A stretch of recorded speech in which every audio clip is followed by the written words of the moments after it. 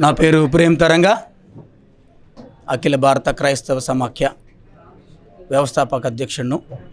నాతో పాటు క్రైస్తవ పెద్దలు ఉన్నారు, బిషప్స్ ఉన్నారు, ఆర్చ్ బిషప్స్ ఉన్నారు. వారందరూ మేమందరం కలిసి ప్రవీణ్ పగడాల అనేటువంటి మా పాస్టర్ గారు, మా తోటి దేవుని యొక్క పనివారు, ఆయన మరణాన్ని బట్టి మేమందరం చింతిస్తున్నాం.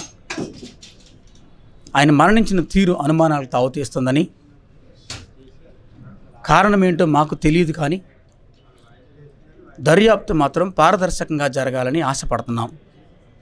పత్రికాముఖంగా మేము తెలియపరుస్తున్న విషయం ఏంటంటే, ప్రవీణ్ పగడాల అనేటువంటి మా తోటి మా సహోదరును అనేకమైన ఒత్తిళ్లకు గురి చేశారు. క్రైస్తవ వ్యతిరేక నినాదానికి వ్యతిరేకంగా పోరాడినటువంటి ఒక యోధుడిగా, మీడియా సాక్షిగా ఆయన అనేక మార్లు నిలబడి ఎంతో ప్రశాంతంగా, he never lost his cool, but he has explained many things to our fellow brothers within the country. ఆయనకున్నటువంటి దేవుడు ఆయనకిచ్చినటువంటి పరిజ్ఞానంతో, జ్ఞానముతో అనేక మందికి ఉన్నటువంటి అనేకమైన ప్రశ్నలకు సమాధానం చెప్పినటువంటి ఒక అద్భుతమైనటువంటి అతి ప్రాముఖ్యమైనటువంటి క్రైస్తవ గొంతు నేడు మోగబోయింది. ఆయన చావు కారణాలు మాకు తెలియాలని, ప్రభుత్వం అందుకు బాధ్యత ఉందని తెలియపరచడానికి మేము ఈ పత్రికా సమావేశాన్ని ఏర్పాటు చేశాం.